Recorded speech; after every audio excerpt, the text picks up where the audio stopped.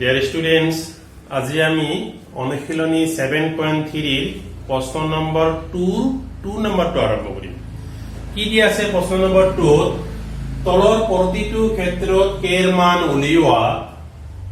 যেতিয়া সেই বিন্দুবিলাক একৰেখীয় হয় যেতিয়া বিন্দুবিলাক একৰেখীয় তেতিয়া কেৰ মান কি হ'ব গতিকে আমাৰ বিন্দুকেইটা কি দিয়া আছে 2 নম্বৰৰ 1 নম্বৰটো আমি অলৰেডি 22 নম্বৰ ভিডিওত দিছো হেতু চাই লবা তোমালোকে এতিয়া আমি 2 নম্বৰটো আৰম্ভ কৰিছো 2 নম্বৰটো দিছে 8,1 k, -4 2, -5 এই কেইটা বিন্দু দিয়া আছে গতিকে এই বিন্দুবিলাক আমাৰ এক ৰেখীয় হয় এক ৰেখীয় হলে তেনেহলে এই কেৰ মান কি হ'ব গতিকে আমি হেৰি কৰিলো এটা এই বিন্দু কেইটা আমি ধৰিলো বেলেগ বেলেগ জায়গাত আছে আমি বিন্দু কেইটা ধৰিলো ইয়াত এনেকৈ আছে গতিকে তিনটা জায়গা ধৰিলো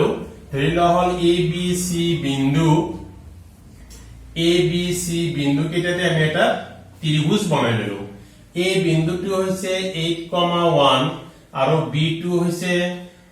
k, -4 আৰু c হৈছে 2, -5 এই কেইটা বিন্দু আমাৰ দিয়া আছে এই বিন্দু বিলাক দি প্ৰথমতে আমি এটা ত্ৰিভুজ বনাইলো পিছত যি হ'ব দেখা যাব ধৰিলো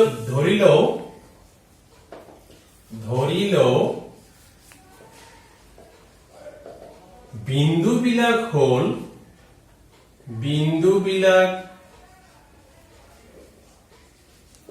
হল a 8,1 b k, -4 c 2, -5 এই কেইটা বিন্দু আমি ধৰিলো এতিয়া এই বিন্দু বিলাক দিয়ে আমি এটা ত্ৰিভুজ বনালো বনাই এই ত্ৰিভুজৰ কালি আমি বাহিৰ কৰিম ত্ৰিভুজ ABC ৰ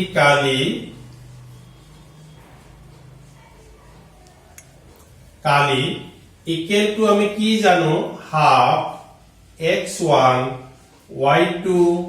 minus y3 plus x2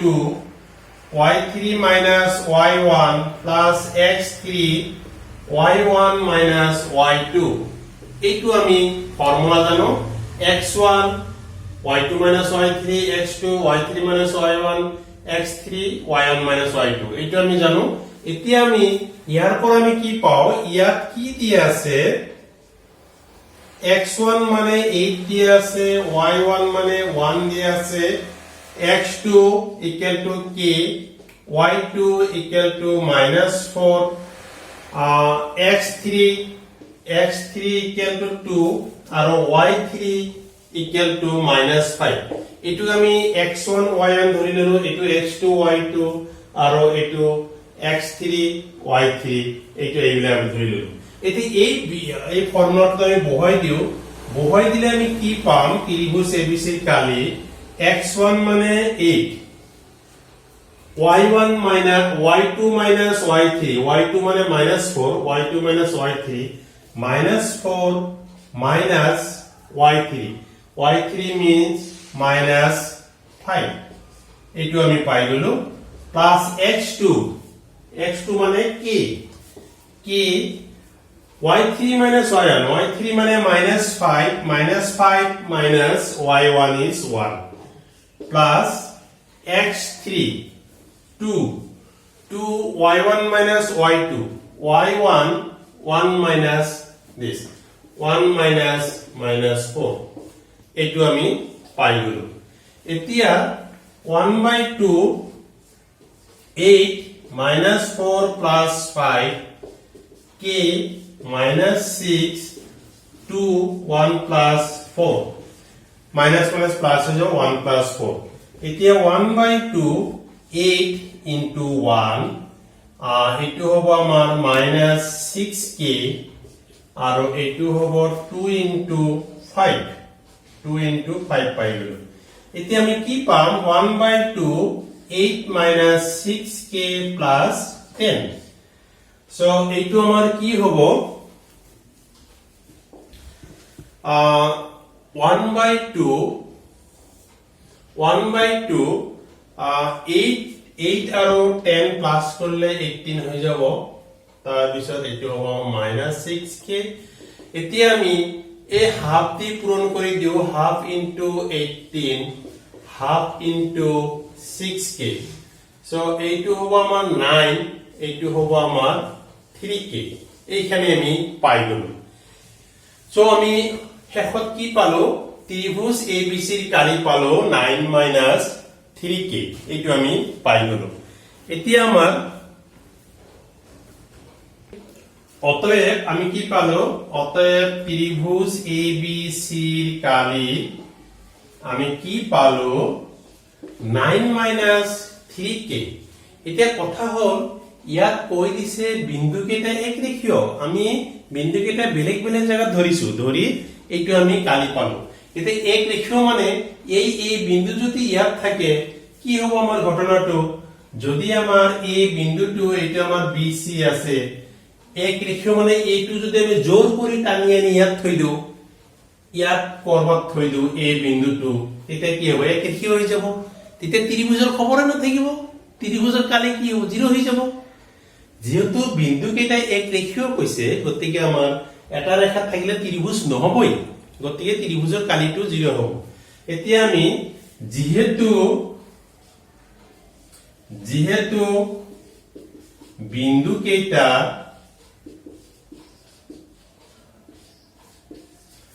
এক ৰেখীয়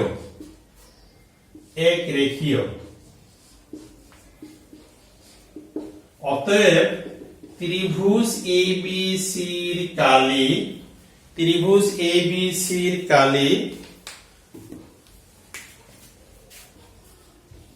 ABC ৰ কালি ইকুয়াল টু 0 হ'ব 0 হ'ব যেহেতু বিন্দু কেইটা এক ৰেখীয় হলে আমাৰ কি হ'ব ত্ৰিভুজ ABC ৰ কালি 0 হ'ব তেনেহলে আমাৰ কি হ'ব 9 - 3k equal to 0 9 equal to 3k and k equal to 9/3 equal to 3 অতএব k equal to আমি কি পালো 3 এটাই আমার आंसर হয়ে গেল সো এইবার আমি কোশ্চেন নাম্বার 3 টু আরম্ভ করিম 3 নম্বর কোশ্চেনটো কি দিছে 0, -1 2, 1 আৰু 0,3 শীৰ্ষবিন্দু কেইটাৰে গঠিত ত্ৰিভুজটোৰ বাহুবিলেকৰ মধ্যবিন্দু কেইটা সংযোগ কৰি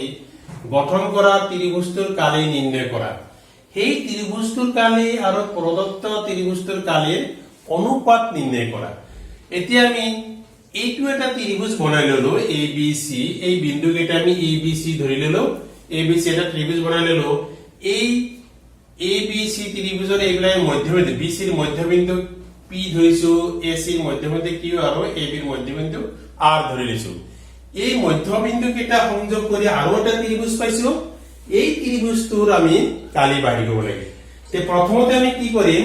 এই ত্ৰিভুজটোৰ এই মধ্যবিন্দু কেইটা আগত নিৰ্ণয় কৰিব লাগিব তাৰ পিছতে আমি কালি বাহিৰ কৰিব পাৰিম এতিয়া প্ৰথমতে আমি কি কৰিম ধৰি লও বিন্দু কেইটা হ'ল A 0,1 B 2,1 C 0,3 আকৌ ধৰি লও মধ্যবিন্দু কেইটা হ'ল PQR ধৰি ললো মধ্যবিন্দু এতিয়া আমি মধ্যবিন্দু কেইটাৰ আমাৰ স্থানাংক বাহিৰ কৰিব লাগে P ৰ স্থানাংক কি হ'ব P ৰ স্থানাংক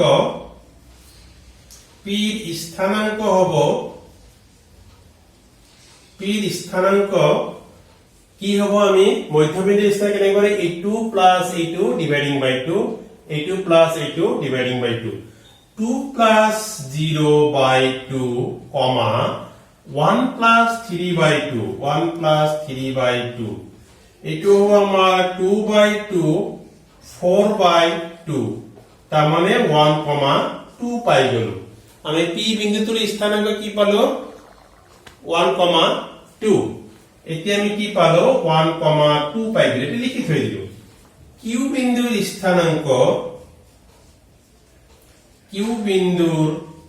স্থানাংক আমাৰ কি হ'ব স্থানাংক Q হৈছে এইটো 0 + 0/2 0 + 0/2, 3 + -1/2 এইটো এইটো হ'ব আমাৰ 0/2 3 - 1/2 0 2/2 0,1 হৈ যাব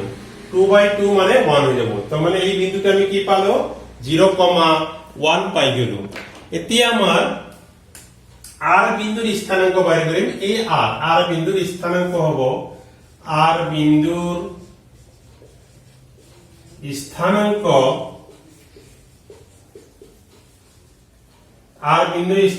কি পাম 0+2/2 0+2/2 -1 + 1/2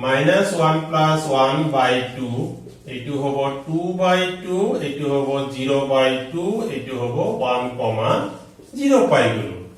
r বিন্দুৰ স্থানাঙ্ক আমি কি পালো 1,0 এতিয়া q বিন্দুৰ স্থানাঙ্ক মই ইয়াত লিখি লৈছো q বিন্দুৰ স্থানাঙ্ক হৈছে 0,1 আৰু r বিন্দুৰ স্থানাঙ্ক হৈছে 1,0 এইটো আমি পাই গলো এতিয়া প্ৰথমতে আমি এই ত্ৰিভুজটোৰ কালি বাহিৰ কৰিম ত্ৰিভুজ PQR ৰ কালি বাহিৰ কৰিম ইয়াত প্ৰথমতে ত্ৰিভুজ PQR ৰ কালি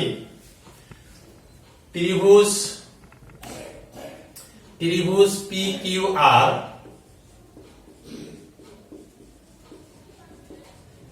কালি